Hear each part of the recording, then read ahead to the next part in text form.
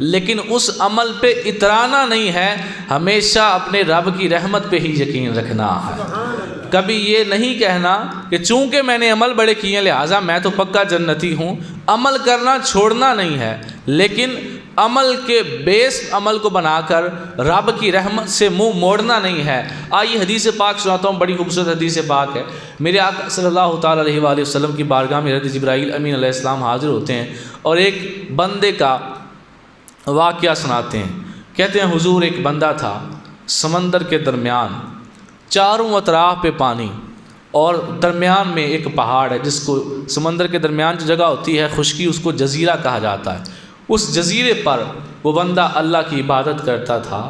500 سال اس نے عبادت کی۔ کتنا عرصہ جی؟ 500 سال۔ اور عبادت بھی کیسی کی؟ ہر وقت عبادت میں رہتا، تھوڑی دیر بھی عبادت نہ چھوڑتا کہ کہیں ایسا نہ ہو میں جیسے عبادت چھوڑوں اسی وقت فرشتہ آ جائے اور میری روح قبض کر لے، اور اس حال میں میری روح قبض کرے کہ میں سجدے میں نہ ہوں۔ یہ شرمندگی کی بات ہے۔ اس قدر عبادت کرنے کا ذوق تھا۔ 500 سال اس نے عبادت کی۔ چونکہ سمندر کے درمیان میں وہ جگہ تھی، وہاں پہ نہ تو کوئی کھانے پینے کا سامان تھا اور نہ کوئی اس طرح کا، سمندر کا پانی بھی کھارا ہوتا ہے، پینے کے قابل نہیں ہوتا۔ تو اللہ نے وہاں چھوٹا سا نیچے سے ایک چشمہ اس کے لیے جاری کیا جس سے وہ روزانہ پانی پیتا، اور نیچے ایک انار کا درخت پیدا کیا جس پر روزانہ ایک انار لگتا، اور وہ ایک انار کو کھا کے اور پانی چشمے کا پی کے دوبارہ اللہ کی عبادت میں مصروف ہو جایا کرتا۔ اس قدر اس کو دنیا داری سے کوئی خواہش نہیں تھی، میری بیوی ہو، میرے بچے ہوں، میرے پاس اچھا لباس ہو، کوئی خواہش نہیں تھی۔ وہاں پر ہی اس نے 500 سال عبادت کی، اور جب موت کا وقت آیا تو اللہ سے دعا کی، میرے مولا تجھ سے ایک دعا ہے۔ دعا کیا ہے کہ میں جب مروں تو میرا جو جسم ہے اس کو نہ تو مٹی کھا سکے اور نہ کیڑے مکوڑے کھا سکیں، میرا جسم سلامت رہے۔ اللہ نے دعا قبول کر لی۔ دوسری دعا کی کہ میری جو جان ہے وہ سجدے کی حالت میں نکلے۔ اللہ نے یہ دعا بھی قبول کر لی۔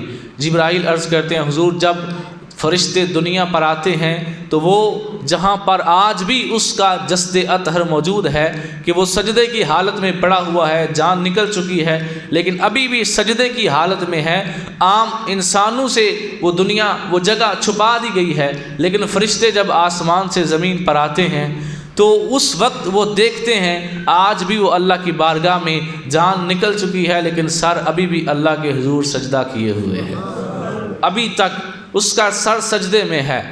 اور جب نبی پاک علیہ الصلوۃ والسلام کو اس بات کا جبرائیل امین علیہ السلام نے خبر دی، اب اگلی خبر جو نبی پاک علیہ السلام نے دی وہ سننا ذرا۔ حضور فرماتے ہیں قیامت کے دن وہ بندہ اللہ کی بارگاہ میں پہنچے گا، اور یہ کئی احادیث سے ثبوت ملتا ہے کہ قیامت ہونی بعد میں ہے، لیکن میرے آقا علیہ السلام کو اللہ نے ساری کی ساری قیامت پہلے دکھا دی ہے، سب کچھ حضور نے پہلے دیکھ لیا ہوا ہے۔ آخری جنتی جب جہنم سے نکل کر جنت میں جائے گا، صحیح ابن حبان کے اندر حدیث پاک ہے، سرکار اس بندے کا بھی نقشہ بیان کر چکے ہیں، تو وہ سارا قیامت کا علم رکھتے ہیں۔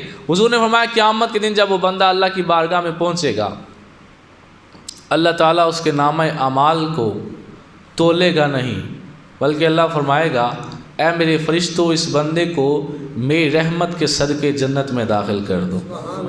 تھوڑا یا دب گیا، ہلو سبحان اللہ۔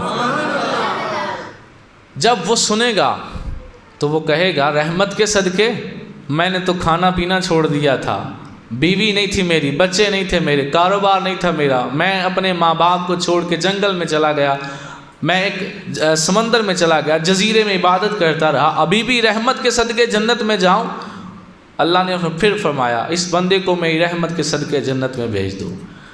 سرکار فرماتے ہیں اس نے کہا نہیں، مجھے میرے عمل کے صدقے جنت میں داخلہ دیا جائے، میں نے عمل کیا ہے اور میرے پاس اس کا باقاعدہ ثبوت ہے کہ میرا نامہ اعمال آپ دیکھ سکتے ہیں، میرے نامہ اعمال میں ایک بھی گناہ نہیں ہے، میں نے ساری زندگی نیکیوں میں گزاری ہے، لہٰذا مجھے میرے عمل کے بدلے جنت دی جائے۔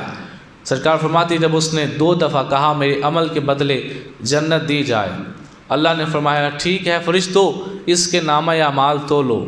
جب نامہ اعمال تولے گئے، ایک پلڑے میں اس کے 500 سال کی عبادت رکھی گئی۔ اللہ نے فرمایا اب دوسرے پلڑے میں میری وہ نعمتیں رکھو جو میں نے اسے دی تھیں۔ ابھی انار کی، پانی کی، اور جہاں وہ عبادت کرتا تھا جزیرہ تھا، کبھی بڑی بڑی سخت گرمی بھی آتی تھی، کبھی کبھی دھندیں بھی پڑتی تھیں، بڑی بڑی سخت سردی بھی آتی تھی، لیکن اس کا جسم کبھی نمونیے میں مبتلا نہیں ہوا، اس کا جسم کبھی ہیٹ سٹروک کا مبتلا نہیں ہوا۔ یہ جو نعمتیں تھیں یہ ابھی ان کی بات نہیں ہوئی کہ میں نے تجھے سال میں ایک دفعہ انار کے اوپر انار لگتا ہے، ایسا ہی ہے نا جی؟ انار کے درخت پہ کتنی دفعہ انار لگتا ہے؟ ایک دفعہ، اور اس کو روزانہ ایک انار ملتا تھا۔ ابھی اس نعمت کا اللہ نے ذکر نہیں کیا۔ او ایسا سمندر جو کھارے پانی کا ہوتا ہے، اس میں سے میٹھے پانی کا چشمہ پھوٹا، اللہ نے ابھی اس نعمت کا ذکر نہیں کیا۔ موسم کی گرمی اور سردی سے جو اسے بچا کے رکھا تھا، ابھی اللہ نے اس کا ذکر نہیں کیا۔ اللہ نے کہا اس کے ایک پلڑے میں اس کی ایک آنکھ رکھ دو، ایک آنکھ، ابھی باقی ساری نعمتیں چھوڑ دو، ایک آنکھ رکھ دو۔ سرکار فرماتے ہیں ترازو کے دوسرے پلڑے میں اس کی ایک آنکھ رکھی گئی، اور ایک پلڑے میں 500 سال کی عبادت رکھی گئی۔ اس کی ایک آنکھ کی جو رب تعالیٰ کی طرف سے دی ہوئی نعمت تھی وہ 500 سال کی عبادت سے بھی اعلیٰ تھی۔ اللہ نے فرمایا میرے بندے بتا، ابھی تو تو نے میری ایک دی ہوئی آنکھ کا حق ادا نہیں کیا، ابھی تو سارا جسم باقی ہے، ابھی تو انار باقی ہے، ابھی تو چشمہ باقی ہے، ابھی تو گرمی اور سردی کے جو تجھے موسم کی شدت سے بچایا تھا ابھی تو وہ باقی ہے، ابھی تو تیری جو میں نے بات مان لی کہ تیرے جسم کو کیڑے مکوڑے نہ کھائیں، تیرا جسم مٹی کا شکار نہ ہو، اور تیرا جسم آندھی کی وجہ سے، دیکھیں ایک بندہ سویا ہوا ہو اور آندھی آئے تو وہ گر سکتا ہے، اور جس کے جسم میں جان ہی نہیں ہے، آج بھی اس وقت بھی میں بیان کر رہا ہوں، اس وقت بھی وہ بندہ سجدے میں ایسے ہی موجود ہے، قیامت تک ایسے ہی رہے گا، اس کے جسم میں جان نہیں ہے، لیکن آندھی آتی ہے، دیواروں کو گرا دینے والی آندھی، درختوں کی ٹہنیاں توڑ دینے والی آندھی اس بندے کے جسم کو گراتی نہیں ہے، وہ ویسے کا ویسے سجدے کے اندر موجود ہے۔ اللہ نے فرمایا باقی ساری نعمتیں تو ایک طرف، تو ابھی میری ایک آنکھ کی نعمت کے بدلے بھی عبادت نہیں کر سکا، تو نے تو ابھی اس کا بھی حق ادا نہیں کیا۔ سرکار فرماتے ہیں پھر اس نے ہاتھ باندھے اور کہا مولا مجھے میری عمل کے بدلے نہیں اپنی رحمت کے صدقے جنت دے دے۔ تو ہمارا اہل اسلام کا یہ عقیدہ اور یہ نظریہ ہے کہ عمل کرنا چھوڑنا نہیں، لیکن اس پہ اترانا نہیں۔ اسی طریقے سے ایک حکایت ہے کہ ایک بندہ بڑا 5 وقت کا نمازی تھا، پرہیزگار تھا، بڑا نیک تھا، وہ جب مرا تو اللہ تعالیٰ کی بارگاہ میں پہنچا، اللہ نے فرمایا اسے میری رحمت کے صدقے جنت دے دو۔ اس نے کہا یا اللہ میں نے کوئی گناہ ہی نہیں کیا، میں کیوں رحمت کے صدقے جاؤں، مجھے تو اپنے عمل کے صدقے جانا ہے۔ اللہ نے فرمایا چل ذرا کھول اپنا نامہ اعمال پڑھ۔ اب میں اور آپ بھی اپنے اپنے گریبان میں جھانکیں کہ کیا یہ خامیاں ہمارے اندر موجود ہیں یا نہیں۔ نامہ اعمال کو اس نے کھولا، پڑھنا شروع کیا۔ کبھی کوئی نماز ایسی تھی جس میں وضو ٹھیک نہیں تھا، کبھی کوئی نماز ایسی تھی جس میں ریاکاری تھی، دکھاوا تھا، پہلے 120 کی سپیڈ پہ پڑھ رہا تھا، ساتھ دوست آگے پڑھنے لگا، ایک دم سپیڈ ڈاؤن ہو گئی کہ یہ کہے گا آہستہ نماز پڑھتا ہے۔ کبھی کوئی نماز ایسی تھی جو کسی کے ڈر سے پڑھی جا رہی تھی، کبھی کوئی نیکی ایسی تھی جو لوگوں کو دکھانے کے لیے تھی۔ اللہ نے جب ساری نیکیوں کا سامنے پوسٹ مارٹم کیا کہ دیکھ تیری نیکیاں تو اس طرح کی ہیں، کہیں کچھ ہے، کہیں کچھ ہے، کہیں کچھ ہے، تو فوراً ہاتھ باندھ کے کہنے لگا مولا مجھے رحمت کے صدقے جنت دے دے۔ تو لہٰذا آج جو ہمارا اس حوالے سے اہم